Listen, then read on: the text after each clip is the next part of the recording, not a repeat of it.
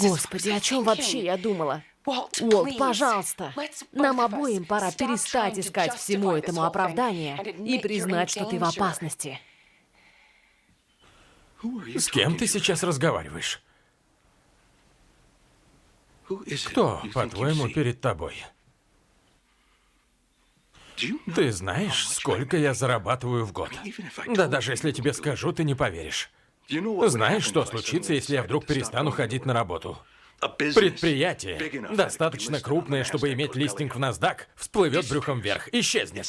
Оно не сможет существовать без меня. Нет, ты определенно не представляешь, с кем разговариваешь, так что позволь тебя просветить. Я не в опасности, Скайлер. Я и есть опасность. Парень открыл дверь, и его застрелили, и ты подумала, что со мной случится то же самое? Нет, это я стучу в двери.